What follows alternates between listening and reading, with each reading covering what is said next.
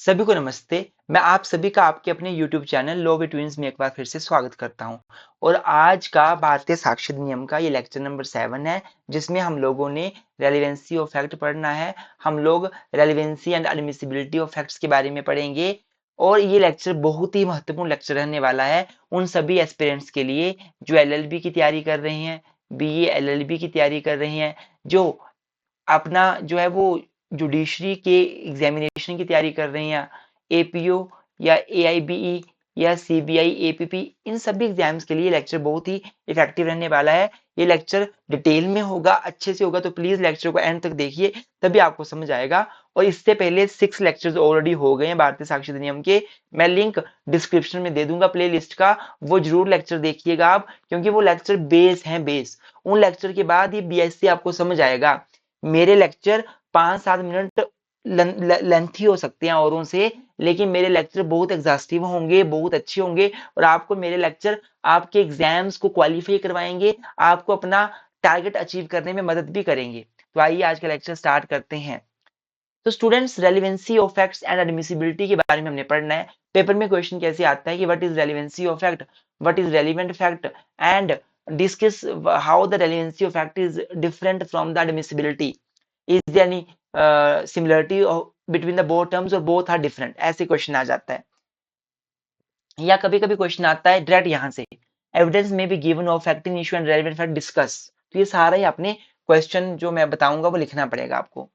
तो सबसे पहले रेलिवेंट फैक्ट की परिभाषा की बात करें तो रेलिवेंट फैक्ट को डिफाइन किया गया है सेक्शन 21K में। 21K बोलता है a fact is said to be relevant to another fact when it is connected with the other in any of the way refer to in the provision of this अधिनियम relating to relevancy of fact. एक fact को relevant तब बोला जाएगा जब दूसरे fact के साथ वो ऐसे कनेक्टेड है कि वो इस अधिनियम के रेलिवेंसी ऑफ फैक्ट्स के चैप्टर में आ जाए। रेलिवेंसी ऑफ फैक्ट का चैप्टर अपना सेक्शन नंबर 3 से लेकर 50 तक दिया हुआ है। वैसे तो सेक्शन 4 से लेकर 50 तक के जो सेक्शंस हैं उसी में बताया गया है कौन से फैक्ट्स रेलिवेंट होंगे और कौन से फैक्ट्स रेलिवेंट नहीं होंगे, लेकिन 3 से 50 टोटल सेक्शंस हैं। 3 जो हम अभी पढ़ेंगे उसको भी आप कवर साथ में कर सकते हो, कोई दिक्कत नहीं है। तो बड़ी सिंपल सी बात बोल दी गई रेलिवेंट फैक्ट के बारे में कि एक फैक्ट को हम रेलिवेंट तब बोलेंगे जब वो दूसरे के साथ ऐसे कनेक्टेड है कि वो भारतीय साक्ष्य अधिनियम के रेलिवेंसी ऑफ फैक्ट के चैप्टर में आ जाता है। ये सारा चैप्टर हमने पढ़ना है। डेली लेक्चर्स अटेंड कीजिए मेरे, आपको बहुत अच्छा भारतीय साक्ष्य अधिनियम फिर कमांड आपकी बन जाएगी। ये आपको पता होना चाहिए पहले सेक्शन 21 के रेलिवेंट फैक्ट को कैसे डिफाइन करता है।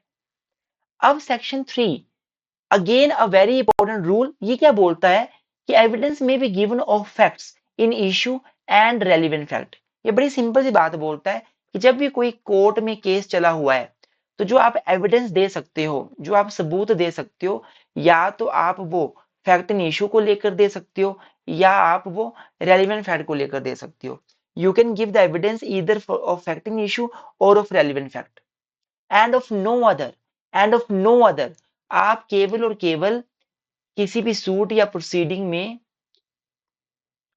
किसी भी सूट या प्रोसीडिंग में या तो एविडेंस दे सकते हो फैक्ट इन इशू को लेकर या एविडेंस दे सकते हो रेलिवेंट फैक्ट को लेकर, एंड ऑफ नो अदर। इसके अलावा आपने कोई एविडेंस नहीं देना है, आपने कोर्ट का टाइम वेस्ट नहीं करना है। अब आप समझने की कोशिश करना, सेक्शन नंबर 3 में एक रूल ले डाउन कर दिया कि जब भी कोर्ट में केस चलेगा तो या तो रेलिवेंट फैक्ट के एविडेंस दिए जा सकते हैं या फैक्ट इन इशू के, इसके अलावा नहीं। इसका मतलब क्या है कि कोर्ट में आपने अनाप शनाप बातें बोलकर, अनाप शनाप सबूत देके कोर्ट का टाइम नहीं वेस्ट करना है। केवल अगर रेलिवेंट फैक्ट है जो कि सेक्शन नंबर 4 से लेकर 50 तक फाल करता है, उसमें कोई फैक्ट फाल करता है, उसमें कोई सबूत आपका है तो वो लेकर आ जाओ, या फैक्ट इन इशू जो विवादित तथ्य है, जिसके ऊपर डिस्प्यूट है, उसको लेके कोई फैक्ट है वो तो सबूत लेकर आ जाओ। अदरवाइज आप कोर्ट में सबूत नहीं ला सकते।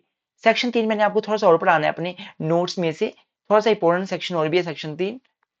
Just second.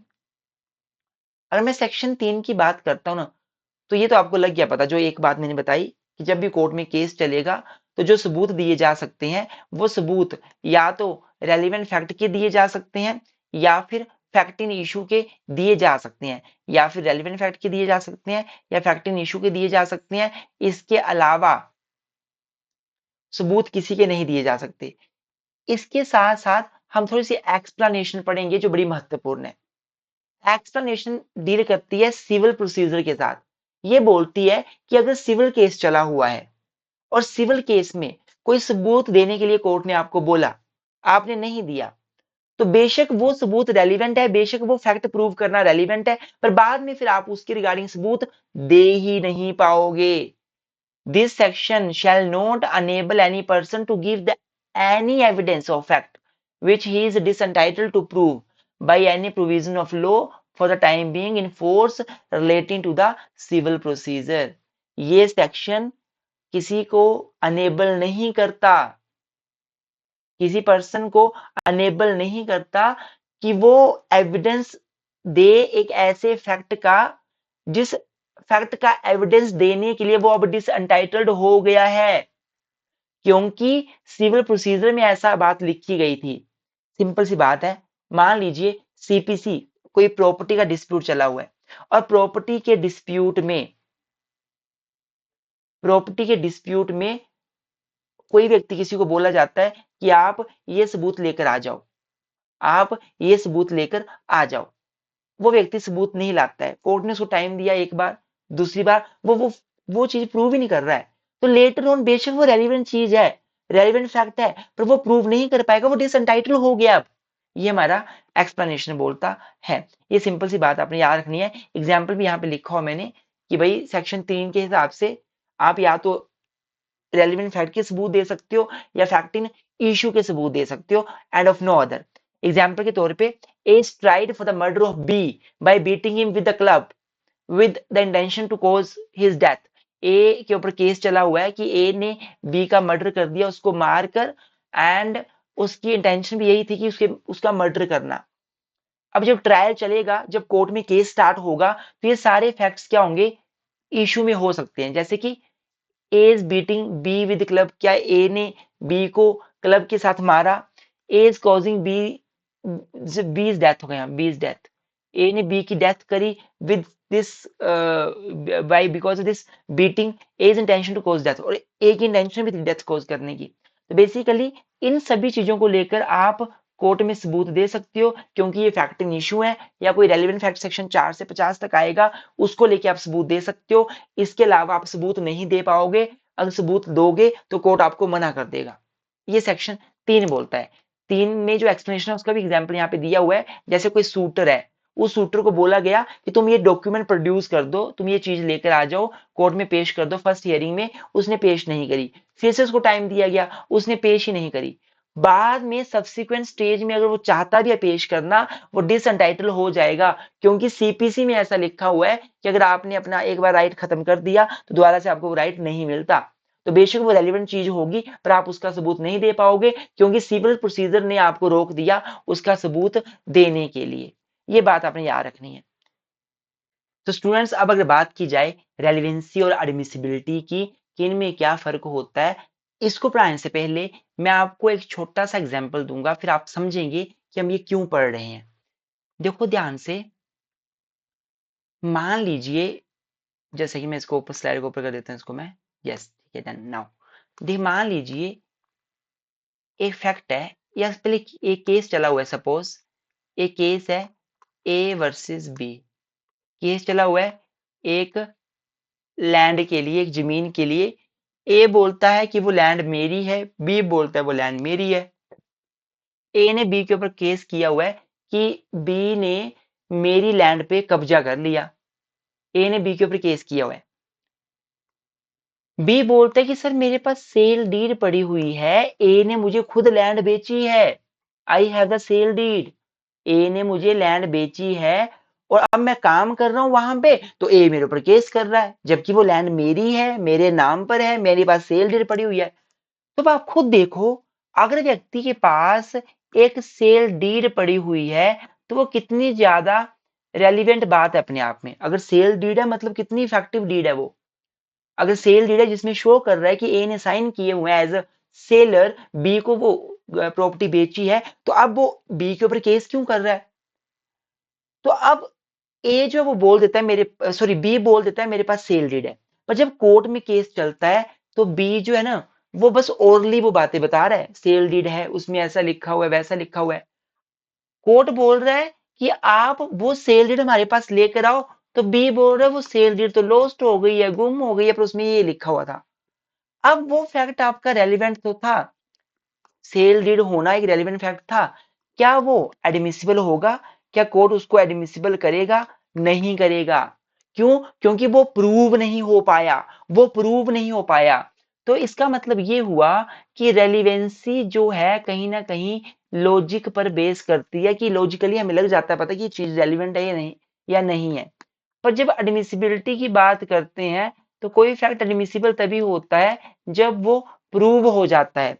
जब तक फैक्ट प्रूव नहीं होता, कोर्ट में आप उसका सबूत नहीं दे पाते, आप इफेक्टिवली उस चीज को प्रूव नहीं कर पाते, वो एडमिसिबल नहीं होता है। इसका मतलब क्या हुआ? इसका मतलब ये हुआ कि एक बार कोई फैक्ट रेलिवेंट हो जाता है तो कोर्ट उस फैक्ट को तवज्जो देगा नहीं देगा, वो इस बात पे डिपेंड करता है कि उस फैक्ट को प्रूव किया गया है या नहीं किया गया है। अब प्रूव करने का तरीका क्या है?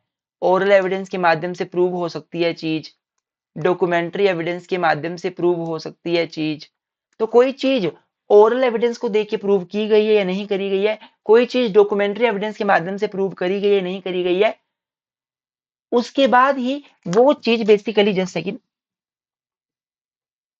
वो चीज बेसिकली एडमिसिबल है या नहीं है, वो डिपेंड किया जाएगा। अब थोड़ा सा देखते हैं, पढ़ते हैं ये क्या चीजें, फिर आपको समझ आएंगी।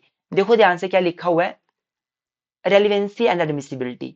अच्छा, इसको पढ़ाने से पहले आपको बता दूं कि स्टूडेंट्स देखो, हम लोग एलएलबी के, बीए एलएलबी के, एलएलएम के हम नोट्स देते हैं, लेक्चर्स देते हैं, डेली हमारी क्लासेस चलती हैं। आप हमारी क्लासेस ज्वाइन कर सकते हो, आप हमसे नोट्स ले सकते हो। अगर डेली लाइव क्लासेस ज्वाइन करने का टाइम नहीं है बिकॉज आप प्रोफेशनल्स हैं, तो आपको हमारी रिकॉर्डेड लेक्चर्स भी मिलेंगे।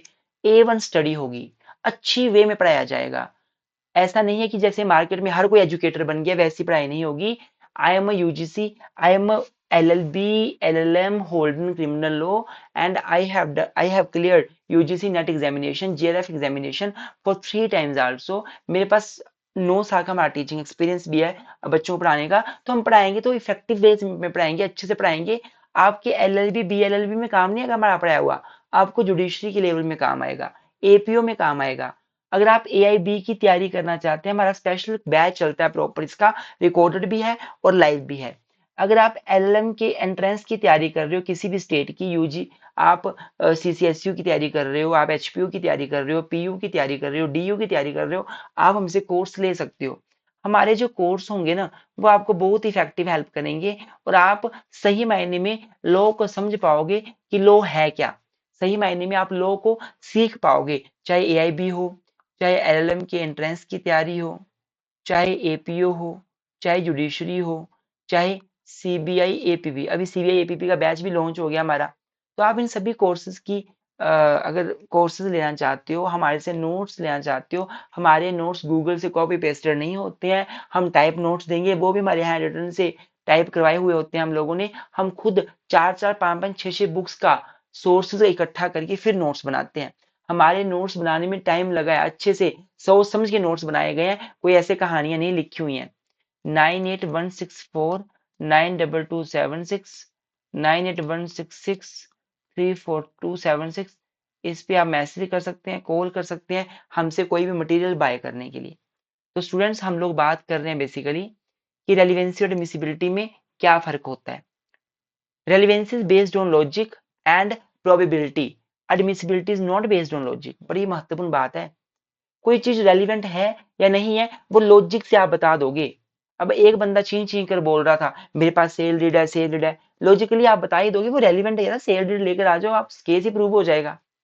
लेकिन वो प्रूव होगा नहीं होगा, वो एडमिसिबल होगी नहीं होगी, वो बात जो बोली जा रही है वो डिपेंड करता है कि उसको प्रूव कैसे किया गया। ये कभी भी लॉजिक पे बेस नहीं करता। Admissibility is not based on logic but it is based on strict principle of law. ये स्ट्रिक्ट प्रिंसिपल ऑफ लॉ के ऊपर बेस करता है। Second, rule of relevancy are described under section 4 to 50। जब section आप 4 to 50 पढ़ोगे उसमें rule of relevancy बताया हुआ है, कौन सा फैक्ट रेलिवेंट होगा, कौन सा फैक्ट रेलिवेंट नहीं होगा। और जब एडमिसिबिलिटी की बात की जाती है तो सेक्शन 51 ऑनवर्ड्स आपकी एडमिसिबिलिटी की बात होती है। अब इसके बाद 51 के बाद आपके आगे ओरल एविडेंस के सेक्शंस आएंगे, डॉक्यूमेंट्री एविडेंस के सेक्शन आएंगे, exclusion of oral evidence bye documentary evidence के सेक्शंस आएंगे। तो उन सेक्शंस के माध्यम से प्रूफ की बात की जा रही है, कोई चीज प्रूफ कैसी होगी। तो अगर प्रूफ आपने कर दी इफेक्टिव वे में तो वो एडमिसिबल हो गया, अगर प्रूफ आप नहीं कर पाए इफेक्टिव वे में तो वो एडमिसिबल नहीं होगा। उसके बाद रेलिवेंसी एडमिसिबिलिटी में और भी थोड़ा सा फर्क है। अंडर भारतीय साक्ष्य अधिनियम rule of relevancy means relevant evidence. जब हम रेलिवेंसी की बात करते हैं तो इसका मतलब है रेलिवेंट एविडेंस कोर्ट में पेश करने हैं, इररेलेवेंट एविडेंस अपने कोर्ट में पेश नहीं करने हैं। और रूल ऑफ एडमिसिबिलिटी का मतलब है, एडमिसिबिलिटी का मतलब है method to prove the relevant fact and keep the evidence limited to relevant fact. अर्थात एडमिसिबिलिटी के लिए देखा जाता है चीज प्रूव हो पा रही है कि नहीं हो पा रही है। Method to prove the relevant fact, एक फैक्ट जो रेलिवेंट है, एक फैक्ट जो रेलिवेंट है कोर्ट उसको एडमिसिबल तभी करता है जब वो प्रूव हो जाता है। और प्रूव होने का तरीका क्या है, या तो ओरल एविडेंस या डॉक्यूमेंट्री, जो भी सही होगा वो आपको देना पड़ेगा। कभी कभी आप ओरल देकर भी बात बन सकती है, कभी कभी डॉक्यूमेंट्री देना पड़ेगा, वो हम अगले सेक्शंस में पढ़ेंगे। Don't worry, best evidence rule भी पढ़ेंगे, वो आगे देखते रहिए आप लेक्चर सीरीज को लगातार। आप बहुत अच्छे से इस सब्जेक्ट को कवर करने वाले हैं। Fact which are relevant need not to be admissible. ऐसा नहीं है कि जो फैक्ट रेलिवेंट है वो एडमिसिबल भी होगा।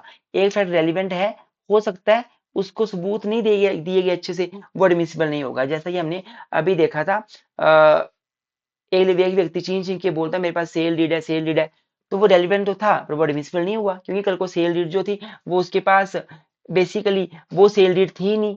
मतलब उसके पास ओरिजिनल सेल डीड तो थी ही नहीं, बस वो नाम की सेल डीड बोल रहा था, बोलता सेल डीड गुम हो गई है, तो वो एडमिसिबल नहीं हुआ, पर रेलिवेंट तो हो गया। तो इसका मतलब ये हुआ, जैसे मैं फुल लैपटॉप चार्ज कर लूं, इसका मतलब ये हुआ कि अगर एक फैक्ट रेलिवेंट है तो वो एडमिसिबल होगा, ऐसा जरूरी नहीं है। पर जो फैक्ट एडमिसिबल हो गया तो फिर पहले वो रेलिवेंट हुआ होगा तभी वो एडमिसिबल बना है। अर्थात एडमिसिबल दूसरी स्टेज है। एडमिसिबल एक फैक्ट रेलिवेंट पहले बनता है फिर वो एडमिसिबल बनता है। या आपने दोनों में फर्क अच्छे से समझना है। अब स्टूडेंट्स हमने क्या समझा, हमने देखा कि भाई रेलिवेंट फैक्ट क्या होता है।